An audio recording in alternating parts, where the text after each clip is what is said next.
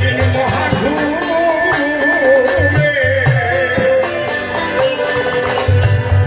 বুঝিবে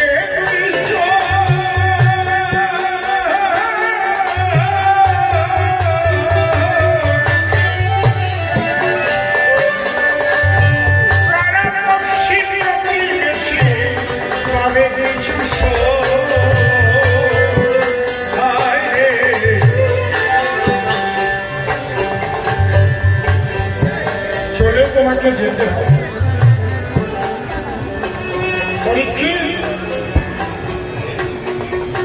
তুমি প্রশ্ন করেছো কেন ভাগবত শোনানো হচ্ছে। ভাগবত ভক্তি শাস্ত্রের প্রধান শাস্ত্র। ভাগবতীয় কথা অর্থ কি? রাধা কৃষ্ণের মাধুর্য মণ্ডিত লীলা রস, সেই রস সিঞ্চন ভাগবতীয় আলাপ, এর মধ্যে দিয়ে তোমার পারমার্থিক কল্যাণের জন্য আজ আমরা সবাই এসেছি। দেখো, তোমরা রাজা, নিজের রাজত্বকে রক্ষা করবার জন্য অনেক কাজ করো, সত্য মিথ্যা তোমরা বলেছ। আজকে ভাগবত কথা শোনাতে এসেছি। ভাগবতের একটা শ্লোক যদি বুঝতে পারো তাহলে বুঝতে পারবা যে ভাগবত কেন শোনাতে এসেছি। দেখে পারো, নিগম কল্প তরুর গলিতম ফলম, নিগম কল্প তরুর গলিতম ফলম সুকম খোলামৃত দ্রবসঞ্চিত পিবত ভাগবত রসমালয়ম মুহুর মুহুর ভক্ত ভূমি ভাবুকা। খুব লক্ষ্য করে একটু শুনুন বাবা।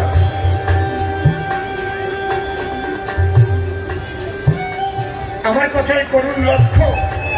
নিগম নামে আছে একটা কল্পবৃক্ষ।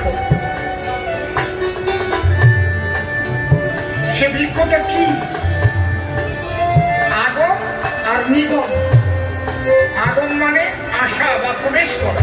আপনারা যেমন আসনে প্রবেশ করেছেন, আমরা এসেছি গাজরে, কিন্তু যদি গাজরের সব রাস্তা বন্ধ করে দেওয়া হয় তাহলে আমরা ফিরবো কি করে? নিগম মানে বাইরে যাওয়ার সন্ধান। এই মায়ামহ এই জগৎ থেকে এই মায়ার শিক্ষা কিভাবে গোবিন্দের চরণে পৌঁছানো যায়,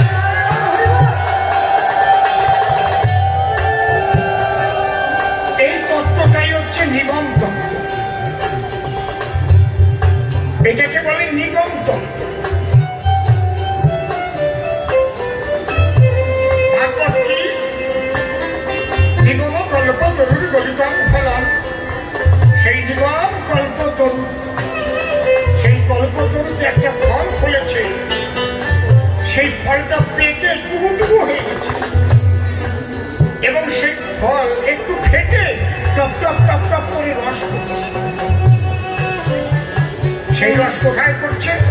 নিগম কল্প তরুর গলিতম ফলম সুক মুখদামৃত দ্রব সংযুত। সেই ফলের রস পড়েছে সুখের মুখে। দেখেন, একটা বীজ আপনি যদি পাথরের উপর ফেলে রাখেন, বীজটি গজাবে। একেবারে ভিডিও থেকে খুব দামি বীজ নিয়ে এসেছে, ডিজাইন করা বীজ, যেদিকে ফসল বেশি হবে। কি রাগিনী বাজাচ্ছিস তোরা? কি রাগিনী?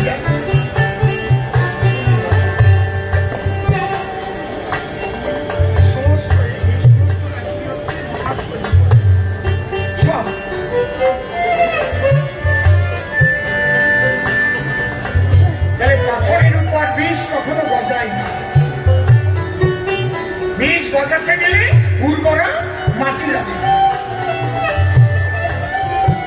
ভাগবত ভালো, কিন্তু যে মুখ দিয়ে ভাগবত কথাটা হবে করতে হবে, সেই মুখ দিয়ে সত্য কথা বলতে হবে। এই জন্য ভাগবতে লেখা আছে প্রথমেই একদম সূচিপত্রের আগে পড়ে গেছে। আমার দুঃখের বিষয়ে কয়েকজন ভাগবত পাঠক এই 4টে লাইন পড়ে, আমি যে কয়েকজনকে শুনেছি কেউ পড়ে না। সূচিপত্রের আগে দুটো সাদা পৃষ্ঠা, তার মধ্যে 4টে লাইন। সত্য রূপং পরম ব্রহ্ম সত্য হি পরমং তপ, সত্য মূলা ক্রিয়া সর্বা সত্তা পরতর নহি।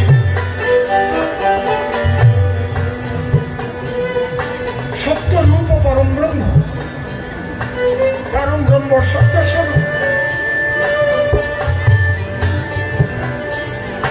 সত্যই পরমং তপ, সত্যই সমস্ত তপস্যার মূল।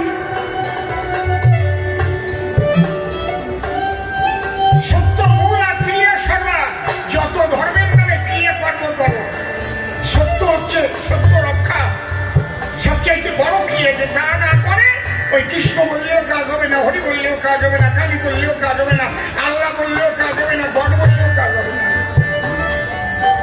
সব বৃথা হয়ে যাবে। সত্য রূপং পরম ব্রহ্ম সত্য হি পরমং তপ, সত্য মূল আর ক্রিয়া সর্বা সত্তা পরতর নহি। সত্যের উপরে আর কোন তপস্যা নাই। এই আসল কথা কবিয়ালারা বলে যায়, কোন গোসাই আপনারে কবে না। খাঁটি কথা শুনে যান। শুধু শুধু ধর্ম নিয়ে লড়াই করে কোনো লাভ নাই, পোশাক নিয়ে লড়াই করে কোনো লাভ নাই, মালা নিয়ে ঝামেলা বাঁধানো লাভ নাই। আপনি সত্যবাদী মানুষ যখন পাবেন, সে যে গুরুর শিষ্য হোক না কেন তাকে আপন করে নেবে, সেই হচ্ছে সাধু।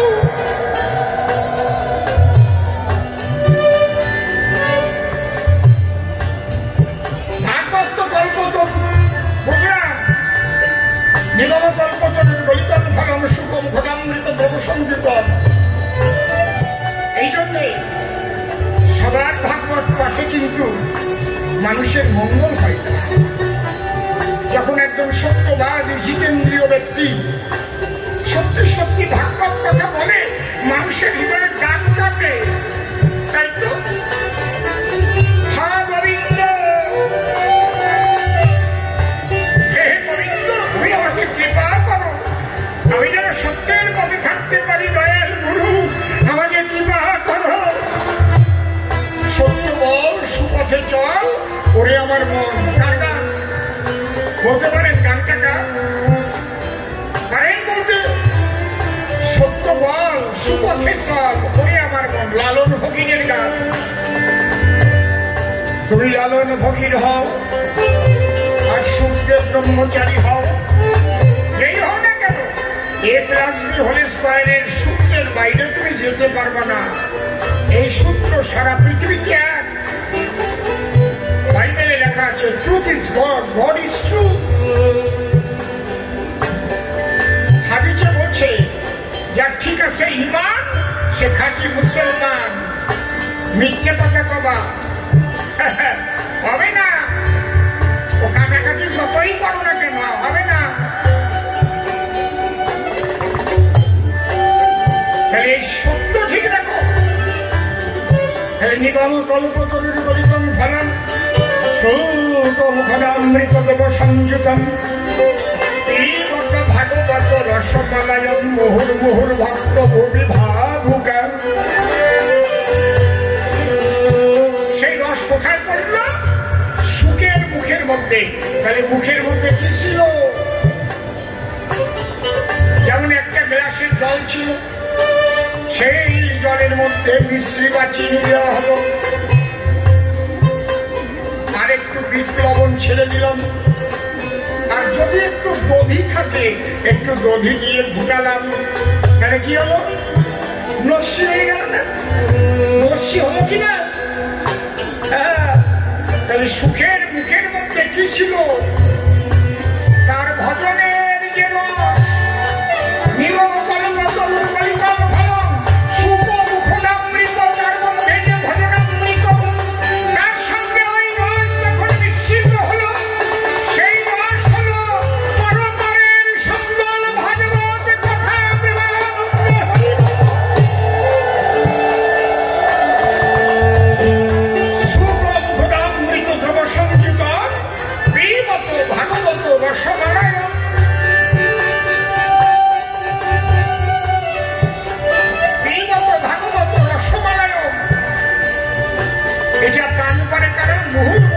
তপ্ত ভূমি এত সুন্দর সেই ভাগবত কথা তোমাকে শোনাতে এসেছি। তুমি বুঝতে পারছো না, আমার যখন মহাধূমে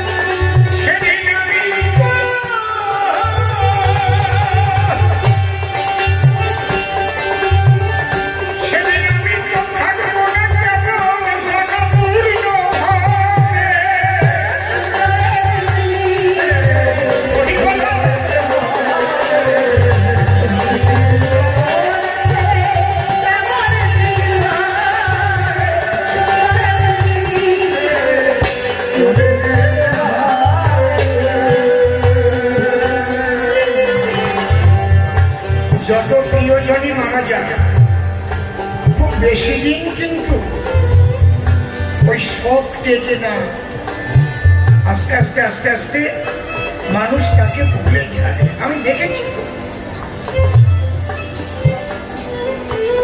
যত প্রিয়জন আবার মানুষ যার যার কাজে স্ব স্থানে যোগদান করে।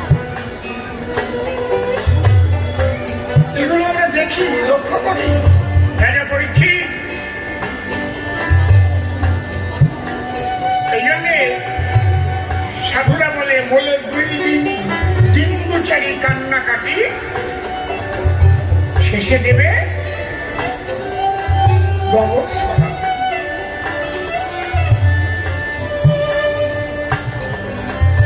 তবে বড় আনন্দের বিষয় কি, যারা মা বাবাকে কোনোদিন খেতে দেয় নাই, মা বাবাকে বৃদ্ধাশ্রমে পাঠাই গেছে, মা বাবার খোঁজ রাখে নাই। বিশেষ একটা কারণের জন্য এখন মা বাবার কাগজ খুঁজতেছে, মা বাবার নাম আছে নাকি, নাম না থাকলে মরেছি। কেন আগে মা বাবার খবর নেওয়া নাই? কেন আগে মা বাবার খবর নেয় নাই? মা বাবা বলা উচিত ও আমার সব না, ঠিক ও যেন আমার নাম না দেয়। কায়দা আছে। তাহলে এতে বোঝা গেল জগতের সবচাইতে আপন হচ্ছে মাতা পিতা। হরি হরি বল। আর তারপরে আমার বিশ্ব জগৎ পিতা। এই জন্য যারা খাঁটি মাতা পিতা তারা সময় থাকতে সন্তানদের সদ্গুরুর চরণে আশ্রিত করে। বাবা একদিন সবাই তো চলে যেতে হবে, গুরুর চরণ স্মরণ করো, গুরুর দেওয়া নাম জপ, তাহলে ভবানদী মারি দিতে ওই গুরু নাম সম্বল হরিনাম সাধু সংগ্রাম করো, সাধুর চরণে ধুলি শিরে সাধু রঙ্গে রঙ্গ শব্দ স্পর্শ